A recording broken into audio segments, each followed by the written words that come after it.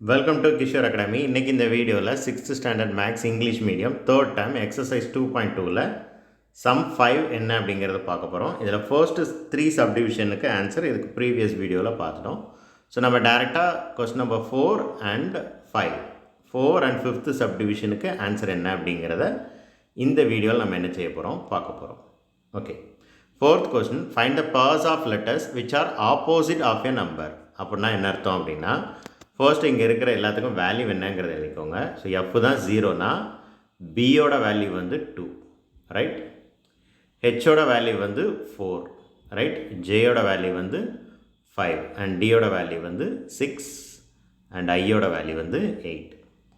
அதே மாதிரி இந்த சைடு எழுதணுன்னா கேயோட வேல்யூ வந்து -1, ஜியோட வேல்யூ வந்து -3 அண்ட் சியோட வேல்யூ வந்து -4 அண்ட் ஈயோட வேல்யூ வந்து -5, ஏயோட வேல்யூ வந்து -7, ரைட்?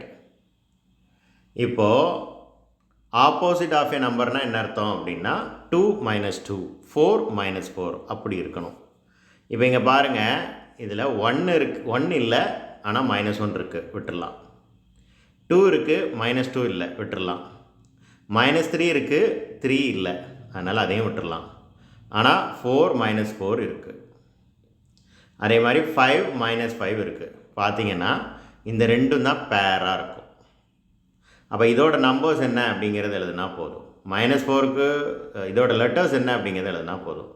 -4க்கு லெட்டர் என்ன? சி அண்ட் +4க்கு லெட்டர் என்ன? ஹெச். அப்போ சி ஹெச்.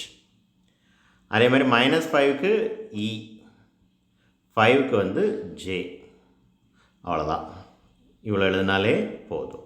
ஸோ இது -4 4, இது -5 5. That's all.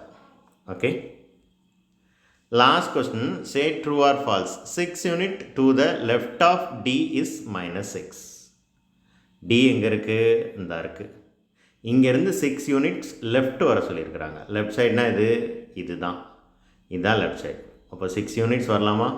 1 2 3 4 5 6 வந்துச்சுன்னா ஆன்சர் என்ன கிடைக்கி? 0 கிடைக்குது. ஆனால் அவங்க என்ன சொல்லியிருக்கிறாங்க?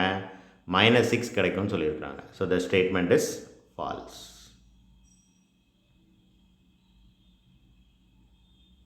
தேங்க்யூ.